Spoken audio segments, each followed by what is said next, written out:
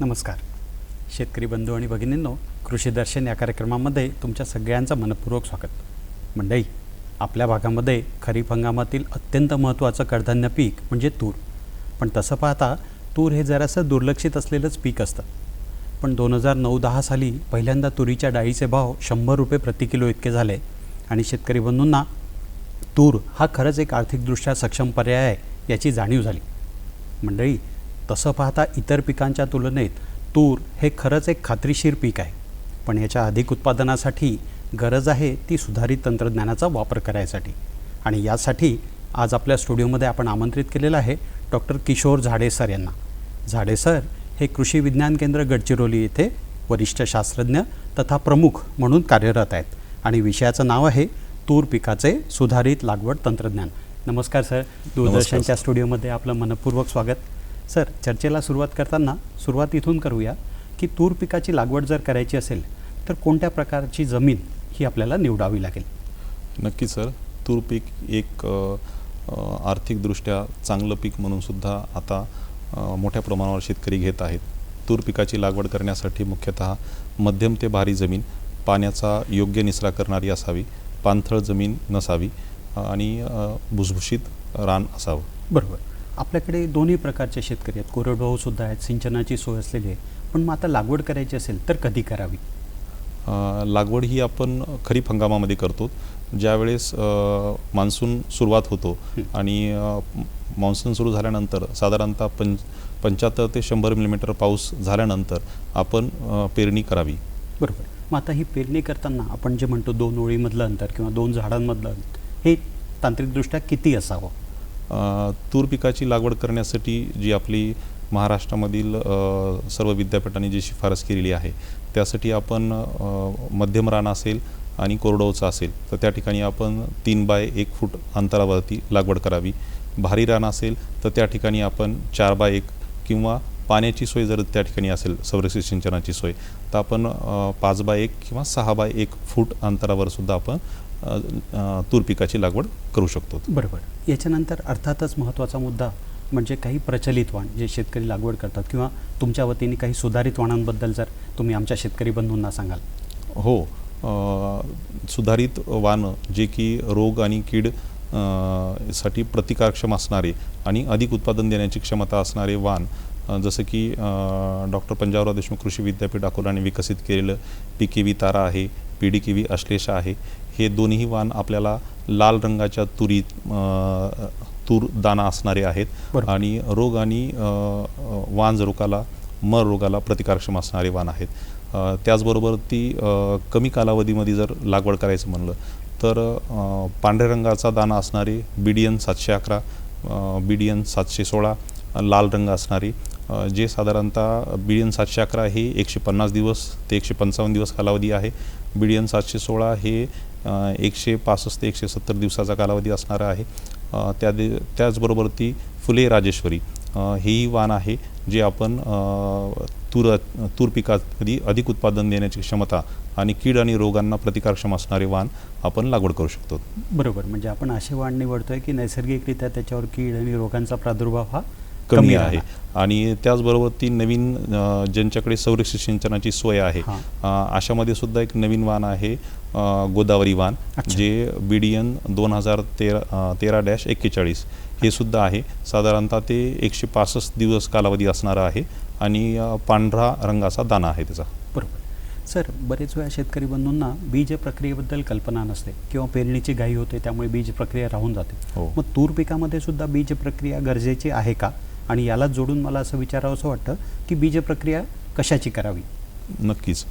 बीज प्रक्रिया हे अत्यंत महत्त्वाचं आहे, कारण आपण जे सुधारित वाण मार्केटमधून किंवा विद्यापीठातून विकत घेतलं असेल किंवा आपल्या घरचंही असेल, तर बियाणं आणल्यानंतर आपण त्याला बीज प्रक्रिया करणं हे अत्यंत आवश्यक आहे.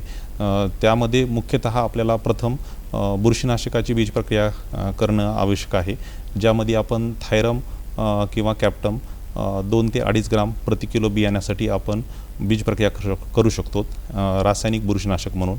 किंवा त्या ठिकाणी जैविक बुरशीनाशक आपण ट्रायकोडर्मा साधारणतः 3 ते 5 ग्राम किंवा 3 ते 5 मिली प्रति किलो बियाण्यासाठी आपण बीज प्रक्रिया करण्यासाठी बुरशीनाशक वापरावं. त्यानंतर प्रथम बुरशीनाशकाची बीज प्रक्रिया केली, नंतर आपण जीवाणुसंवर्धक, ज्याच्यामध्ये आपण हवेतील नत्र जमिनीमध्ये स्थिर करण्यासाठी रायझोबियम आहे, त्याचबरोबर ती जमिनीतील स्फुरद पिकाला विद्रव्य स्वरूपात उपलब्ध करून देण्यासाठी फॉस्फरस सोल्युबलायझिंग बॅक्टेरिया ते आहेत, आणि पालाश मोबिलायझिंग बॅक्टेरिया, असं तिन्ही जीवाणू जे पिकाला अन्नद्रव्याची उपलब्धता करून देण्यासाठी जे मार्केटमध्ये किंवा विद्यापीठांनी द्रवरूप जीवाणू संघ किंवा लिक्विड कॉन्सर्शिया हे उपलब्ध आहे, ते प्रथम बुरशीनाशकाची बीज प्रक्रिया केल्यानंतर जीवाणुसंवर्धक जे आपण 10 मिली प्रति किलो बियाण्यासाठी बीज प्रक्रिया करावी. म्हणजे शेतकरी बंधू जो खतावर भर देतात, तर त्याच्यामध्ये सुद्धा यामुळे बचत होऊ शकते. नक्कीच. बीज प्रक्रिया करण्यासाठी आपल्याला औषध हे फार कमी लागणार आहे. 10 मिली, जसं आपण खोकल्यासाठी आपण 10 मिली औषध घेतो, तसं 10 मिली औषध हे लिक्विड कॉन्सर्शिया जे द्रवरूप जीवाणुसंघ आहे हे जर वापरलं तर आपण त्या ठिकाणी साधारणतः 15 ते 20% रासायनिक खतामध्ये कपात करून आपण साधारणतः 20 ते 25% उत्पादनामध्ये वाढ त्या ठिकाणी मिळते. त्यामुळं प्रत्येक शेतकऱ्यांनी तुरीची लागवड करताना बुरशीनाशक त्याचबरोबर ती द्रवरूप जीवाणुसंघ याची सुद्धा बीज प्रक्रिया करावी. बरोबर. सर, आता सर्वसाधारणपणे आपण शेतात पाहताना बघतो की सलग तूर हा प्रकार थोडा कमी आहे, आंतरपीक पद्धतीमध्ये जास्त असतो. तर अशावेळी कोणती आंतरपीक तुम्ही शिफारसीत करता? नक्कीच. जसं आंतरपीकमध्ये आपण मोठ्या प्रमाणावरती आपल्याला महाराष्ट्रामध्ये पाहताना दिसतं की कपाशीमध्ये मुख्यतः तूर हे पूर्वीपासून शेतकरी घेताना दिसतात. साधारणतः 6 ते 8 ओळीनंतर एक तुरीची ओळ किंवा 2 तुरीच्या ओळी दिसतात. पण आजच्या घडीला तूर हे पीक एक सलग पीक, एक नगदी पीक म्हणून सुद्धा शेतकरी त्याच्याकडे वळलेले आहेत. पण ज्यावेळेस नगदी पीक म्हणून आपण सलग तूर घेतो तर त्यामध्ये 2 ओळीतील अंतर साधारणतः 4 फूट, 5 फूट किंवा 6 फूट आहे. तर अशा वेळेस आपण एकच पीक घेऊन पीक उत्पादन जे आपल्याला मिळणार आहे त्यापेक्षा विद्यापीठांनी शिफारस केलेली आहे की एक पीक घेण्याच्याऐवजी आपण जर आंतरपिकाचा अवलंब केला, जसं की तुरीमध्ये आपण सोयाबीन हे आंतरपीक घेऊ शकतो. 4-2 म्हणजे 4 ओळी सोयाबीनच्या आणि 2 ओळी तुरीच्या, किंवा त्यामध्ये आपण बाजरीच्या 4 ओळी आणि तुरीच्या 2 ओळी, 4-2 बाजरी अधिक तूर, किंवा मूग अधिक तूर 4-2 किंवा 4-1, किंवा उडीद आणि तूर 4-2, अशा पद्धतीनं आपण तूर पिकासोबत विविध आंतरपीक जर घेतले तर आपल्याला कमी कालावधीमध्ये पण एक उत्पन्न मिळेल. जसं यावर्षी आपल्याला हवामानाच्या याच्यामध्ये दिसत आहे की अल निनोचा इफेक्ट चा प्रादुर्भाव असण्याची दाट शक्यता आहे. म्हणजे ज्या वेळेस आपल्याला अल निनो म्हणजे की साधारणतः पिकाच्या सुरुवातीला कदाचित पाऊस कमी पडू शकतो, किंवा पीक उगून आल्यानंतर पावसाचा खंड पडेल, किंवा खंडांचं 2 किंवा 3ही पडू शकतात. मग अशा वेळेस जर आपलं आंतरपीक जर असेल तर आपल्याला आंतरपिकामुळे हा फायदा होतो की पावसाचा खंड किंवा अतिपाऊस जरी झाला तर आपल्याला 2 पिकापैकी एक पीक तरी शाश्वतता असते की आपल्याला उत्पन्न मिळणार आहे. त्यामुळे तुरीमध्ये जर आपण अशा पद्धतीने आंतरपिकाचा अवलंब केल्यास नक्कीच फायदा होतो. सर, अजून एक पुढचा पण अत्यंत महत्त्वाचा मुद्दा म्हणजे खत व्यवस्थापन. मग तुरीसाठी काही विशेष खत व्यवस्थापन किंवा नियोजन करण्याची गरज आहे? हो, तुरीसाठी सुद्धा आपल्या विद्यापीठांनी खताचे व्यवस्थापन दिलेलं आहे. सुरुवातीला आपण जसं कपाशीमध्ये तूर आंतरपीक घेतलं जायचं तर स्पेशली तुरीला खताचा डोस जायचा नाही, म्हणजे कपाशीचा आहे तोच आपण त्या ठिकाणी वापरायचो. पण आजच्या घडीला तूर हे एक नगदी पीक किंवा तुरीसोबत आपण सोयाबीन हे पीक घेत आहोत किंवा निखोळीत तूर जर घेतलं तर त्या ठिकाणी आपल्याला 25 किलो नत्र अधिक 50 किलो स्फुरद प्रति हेक्टरी आपल्याला त्या ठिकाणी खत व्यवस्थापन करावं लागतं. माती परीक्षणाचा अवलंब करूनच खत व्यवस्थापन जर केलं आणि आपल्याला कमतरता जर पालाशीही त्या ठिकाणी जर दिसली तर नक्कीच आपण त्या ठिकाणी 50 किलो पालाश प्रति हेक्टरी हा आपण द्यायला पाहिजे. त्याचबरोबर तुरीला आपण गंधक 20 किलो प्रति हेक्टरी आणि झिंक सल्फेट 25 किलो प्रति हेक्टरी जर दिलं तर आपल्याला त्या ठिकाणी 25% उत्पादनामध्ये वाढ ही जाणवते. अच्छा सर, एक विषय म्हणजे काही शेतकरी बंधूंच्या मनामध्ये हा संभ्रम आहे की तुरीचा शेंडा खुडावा का, त्याने फायदा होतो की ते करायची गरज नाही.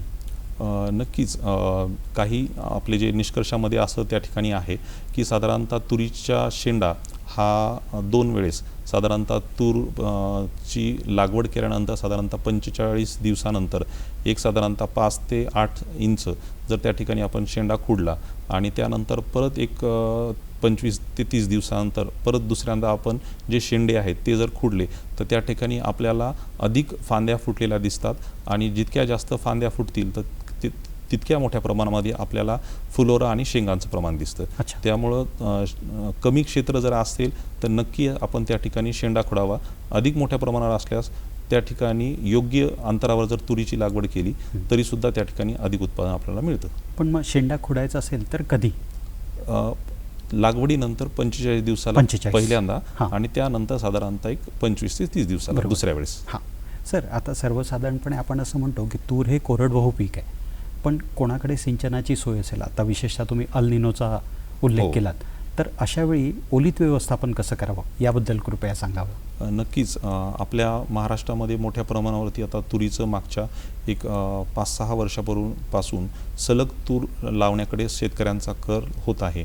मग त्यामध्ये जे सुधारित वाणांचा अवलंब करून ज्याच्यामध्ये एकरी साधारणतः 8-10 क्विंटल काही शेतकरी आहेत की ज्यांनी ठिबक सिंचनाचा वापर करून साधारणतः 15 ते 18 क्विंटल प्रति एकरीसुद्धा आपल्याला तुरीचं उत्पन्न मिळालेलं आहे. त्यामुळे जर ज्या शेतकऱ्याकडे पाण्याची सोय आहे अशांनी जर ठिबक सिंचनावरती जमीन जर भारी असेल तर 2 ओळीतील अंतर 5 फुटावर जर ठिबक सिंचन जर केलं आणि त्याच्या विशेषतः तूर हे खरीपातलं पीक असल्यामुळे खरीप हंगामामध्ये आपल्याला पाण्याची पाळी देण्याची गरज पडणार नाही. पण ज्यावेळेस पावसाचा खंड असेल अशा वेळेस आपण जर ठिबक सिंचनाने जर पाणी दिलं तर कमी पाण्यामध्ये आपल्याला चांगल्या पद्धतीनं पिकाचं उत्पन्न घेता येतं. बरोबर सर, आपण उल्लेख करताना म्हणालो की तूर तसं दुर्लक्षित राहतं, तर अशावेळी तूर पिकामध्ये आंतरमशागत करणं आवश्यक आहे, त्यांनी उत्पादन वाढीमध्ये भर पडेल. हो नक्कीच. आंतरमशागत ही केल्यामुळे जमीन ही भुसभुशीत होते आणि मुख्यतः ज्या तण पिकाच्या अवस्थेमध्ये जे उगवतं, कारण तुरीची जर आपण वाढीची अवस्था जर पाहिली तर साधारणतः लागवडीपासून 1 महिन्यापर्यंत तुरीची वाढ ही संथ गतीने होते. त्यामुळे सुरुवातीच्या अवस्थेमध्ये पिकामध्ये तणाचा प्रादुर्भाव होतो.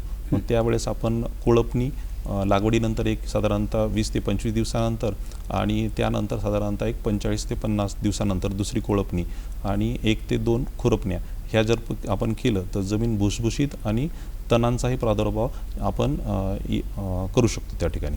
सर, तण व्यवस्थापन हा अतिशय महत्त्वाचा मुद्दा. याविषयी आमच्या शेतकरी बंधूंना जाणून घ्यायला नक्कीच आवडेल, पण तुर्तास वेळ झाली आहे एक छोटीशी विश्रांती घेण्याची. मंडळी, कुठेही जाऊ नका, बघत रहा कृषी दर्शन.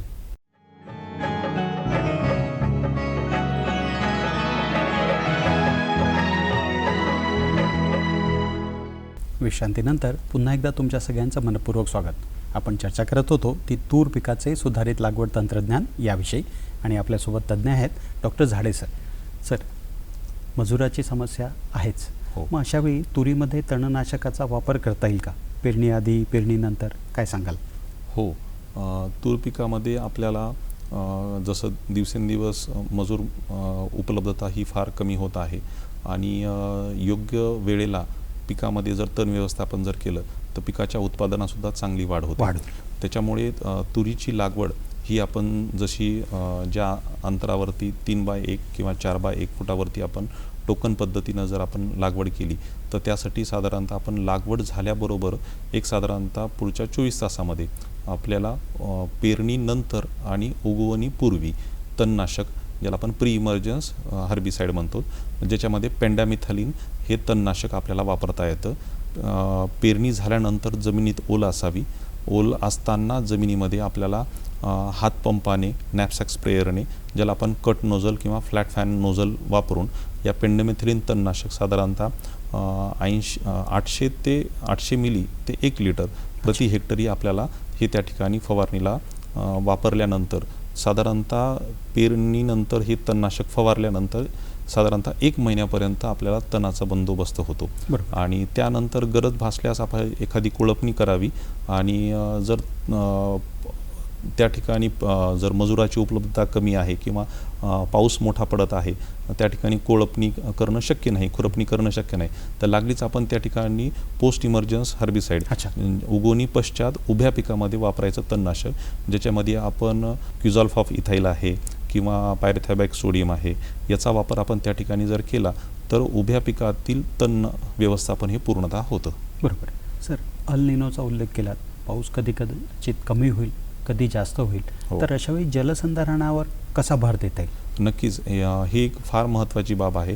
लागवड करत असताना शक्यतो जर आपण सरीवरंब्यावरती किंवा गादीवाफ्यावर लागवड केली तरी चालतं, किंवा सलग लागवड केलेली असेल तर लागवड झाल्यानंतर साधारणतः पहिल्या कोळपणीच्या वेळेस, कोळपणी झाल्याबरोबर आपण जे कोळपं आहे, कोळप्याच्या जानोळ्याला आपण पोतं किंवा दोरीनं बांधलं तर कोळपणी झाल्याबरोबरच आपण तात्काळ 1 ओळ आड चर काढावा. आणि जसं पुढी 1, 2, 3 गरजेनुसार आपल्या ज्या कोळपण्या होतील तर प्रत्येक कोळपणीनंतर ती जी चर काढला आपण 1 ओळ आड तुरीच्या सरीमध्ये, तर तो चर आपण जर उजळत नेऊन पिकाच्या वाढीच्या जशी उंची वाढेल तसं त्या चराची खोली आपल्याला थोडी खोल करता येईल, जेणेकरून की ज्यावेळेस पाऊस पडल तो पडणारा पाऊस हा पूर्णतः जमिनीमध्ये मुरवल्या जाईल, ज्याला आपण मूलस्थानी जलसंधारण म्हणतो.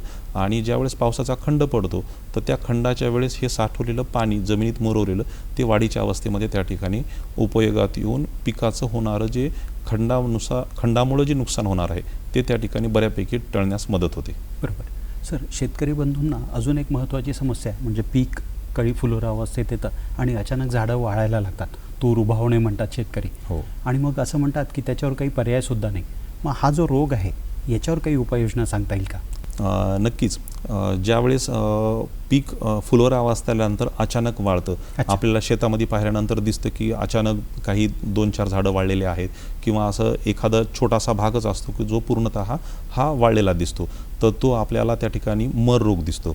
आणि मर रोग हा अचानक ज्यावेळेस बियाणं हे आपण सुधारित बियाणं वापरलेलं नाही आहे किंवा बऱ्याच वर्षानंतर आपण वापरतोय आणि त्याच्यामध्ये बीज प्रक्रिया नाही आहे, तर अशा वेळेस त्या मर रोगाचा प्रादुर्भाव त्या ठिकाणी दिसतो. म्हणून विशेषतः जे आपण सुरुवातीला जे विद्यापीठांनी संशोधित केलेले जे शिफारस वाण आहेत, जे मर रोगाला प्रतिकारक्षम असणारे, त्यांचा वापर करावा. आणि घरचं बियाणं जरी असेल त्याला आपण सुधारित बियाणं हे त्याला आपण बीज प्रक्रिया बुरशीनाशकाची करूनच वापरावी. म्हणजे परवलीचा शब्द मर रोग प्रतिकारक वाण आणि बीज प्रक्रिया. बरोबर. सर, असाच एक रोग म्हणजे वांज रोग. झाडं हिरवेगार होतात पण कळ्या फुलं शेंगा लागत नाहीत. बरोबर. मग त्याला सुद्धा काही पर्याय आहे ना. वांज रोगाला सुद्धा प्रतिकारक्षम जसं BDN 711 आहे, PKV तारा आहे, PDKV आश्लेषा आहे, गोदावरी वाण आहे, BDN 716 आहे. हे जे परभणी कृषी विद्यापीठ, अकोला कृषी विद्यापीठ यांनी विकसित केलेले वाण हे वांज रोगाला प्रतिकारक्षम आहेत. तर या प्रतिकारक्षम वाणांचा वापर शेतकऱ्यांनी अवलंब करावा. बरोबर. शेतकऱ्यांचा जो जिव्हाळ्याचा प्रश्न तो म्हणजे त्याच्यावर येणाऱ्या किडी. मग तूर पिकामध्ये कोणत्या किडी येतात आणि त्याचं व्यवस्थापन कसं करावं? किडीमध्ये विशेषतः जसं सुरुवातीच्या अवस्थेमध्ये पिकांवरती रस शोषण करणाऱ्या किडी, मावा, तुडतुडीचा प्रादुर्भाव होतो. तर त्याच्यासाठी आपल्याला 5% निंबोळी अर्क असेल किंवा मार्केटमध्ये रेडीमेड स्वरूपामध्ये 10,000 ppmचं निंबोळी अर्क 1 मिली प्रति लिटर पाण्यामध्ये घेऊन जर आपण फवारणी केली तर या किडींचा प्रादुर्भाव हा आपल्याला नियंत्रणामध्ये ठेवता येतो. त्याचनंतर जसं आपल्याला फुलोरा लागण्याची अवस्था असते त्यावेळेस आपल्याला शेंगमाशीचा प्रादुर्भाव होतो. तर तो शेंगमाशीचा प्रादुर्भाव जसं फुलोरा लागताना कळी अवस्थेमध्ये त्याची जी पतंग आहे हा कळीच्या बेसपाशी अंडी घालतं. अच्छा. आणि जसंही त्याला फुलाचं रूपांतर शेंगामध्ये होतं तर त्यावेळेस त्या किडीचा प्रादुर्भाव सुरू होतो. मग अशा वेळेस जर आपण त्या ठिकाणी निंबोळी अर्काचा वापर किंवा डायमिथेट 20 मिली प्रति 10 लिटर पाण्यात घेऊन वापर जर केला तर आपल्याला त्याचाही नियंत्रण करता येतं. बरोबर. याच्या एकात्मिक व्यवस्थापनाविषयी आपण पुढेही चर्चा करू, पण परत एकदा वेळ झाली आहे ती छोटीशी विश्रांती घेण्याची. मंडळी, कुठेही जाऊ नका, बघत रहा कृषी दर्शन.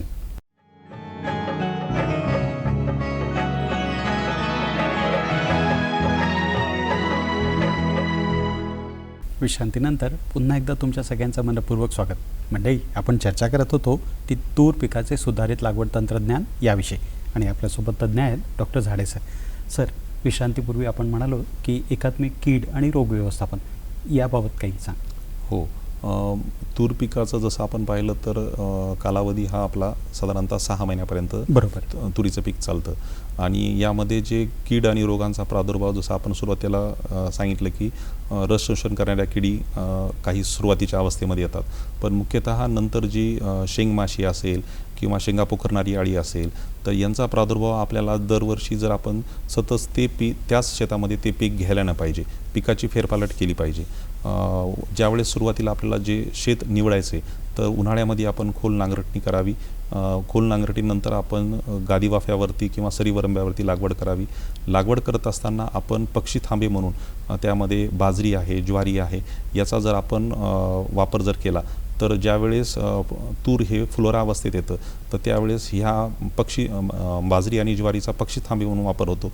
त्याच्यावरती येणाऱ्या आळ्या ह्या पक्षाद्वारे वेचून त्या ठिकाणी व्यवस्थापन होतं. तर अशा पद्धतीनं आपल्याला तूर पिकातील व्यवस्थापनासाठी सुरुवातीची अवस्था आणि ज्यावेळेस फुलोरा लागणार आहे त्यावेळेस आपण कामगंध सापळ्या हेक्टरी 5 जर वापर केला तर आपल्याला अळीचा प्रादुर्भाव हा किती होणार आहे त्याच्यातूनच सुरुवातीला कळतं आणि कमी औषधामध्ये आपल्याला व्यवस्थापन करता येतं. म्हणजे शेतकरी बंधूंना आधीच कल्पना येईल आणि अनुषंगाने मग ते पीक संरक्षण उपाययोजना करतील. नक्कीच. छान. सर, आता तुम्ही सांगितलं की तुरीच्या पिकाचा कालावधी हा साधारणतः 6 महिन्याचा आहे. मग पीक परिपक्व झालं हे कसं कळतं? काढणी कशी करावी आणि कधी करावी? तूर पीक जसं आपण कमी कालावधीचं वाण जर म्हणलं BDN 711 हो किंवा 716 साधारणतः 150 ते 160 दिवसामध्ये परिपक्व होतात कालावधी त्यांचा. ज्यावेळेस शेंगा ह्या पूर्ण ज्यावेळेस आपण म्हणतो दाणे भरण्याची अवस्था त्यावेळेस तुरीचे झाड हे पूर्णतः झुकलेले असतात खाली. अच्छा. आणि जसंही त्याच्यामधला दाना हा भरतो आणि चांगल्या भरल्यानंतर तूर पिकाचे पूर्ण हे शेंगा आपल्याला वरती आलेल्या दिसतात. तर पूर्ण पानं गळ झाल्यानंतर आपल्याला कमी जर आंतरपीक असतील किंवा कपाशीमधले पाटे असतील तर आपण जमिनीलगत साधारणतः 1.5 ते 1.5 फुटापासून त्याला कापून घेऊन एका ठिकाणी साधारणतः 2-3 दिवस वाळवल्यानंतर आपण त्याला थ्रेशिंग करावी. किंवा आजच्या घडीला सलग तूर लागवड ज्या ठिकाणी आहे त्या ठिकाणी आपण कंबाईन हार्वेस्टरच्या माध्यमातून सुद्धा तुरीचं आपल्याला हार्वेस्टिंग करता येते. आत्ताच तुम्ही विविध तंत्रज्ञानाचा वापर याविषयी माहिती दिली. मग या सगळ्या सुधारित तंत्रज्ञानाचा जर आपण वापर केला तर सर्वसाधारणपणे किती उत्पादन अपेक्षित आहे? नक्कीच. जसं BBFचा वापर, संरक्षित सिंचनाचा वापर, सुधारित वाण, बीज प्रक्रिया, माती परीक्षण आधारित खत व्यवस्थापन आणि एकात्मिक कीड आणि रोग व्यवस्थापनाचा वापर केल्यास कोरडवाहू परिस्थितीमध्ये सुद्धा आपल्याला साधारणतः 6 ते 8 क्विंटल कमीत कमी मध्यम जमिनीमध्ये सुद्धा येतं. भारी जमीन असताना त्या ठिकाणी आपल्याला 8 ते 10 क्विंटल प्रति हेक्टरी तुरीचं उत्पन्न आणि भिजवणीखालील तुरीमध्ये साधारणतः 15 क्विंटलपर्यंत उत्पन्न मिळत आहे. बरोबर. मंडळी, आजच्या चर्चेअंती आपल्याला हे लक्षात आलंच असेल की खूप मोठ्या मोठ्या गोष्टी न करता छोट्या छोट्या बाबींवर लक्ष केंद्रित करून सुधारित तंत्रज्ञानाचा वापर करून तुरीचं अधिक उत्पादन आपण निश्चित मिळवू शकतो. आज सरांनी सांगितलेला विविध तंत्रज्ञानाचा वापर आपण येत्या हंगामात कराल असा मला विश्वास वाटतो. यासाठी सर्व शेतकरी बंधू भगिनींच्या वतीने तसेच नागपूर दूरदर्शनच्या वतीने मी झाडे सर यांचे आभार मानतो. धन्यवाद सर. नमस्कार. नमस्कार.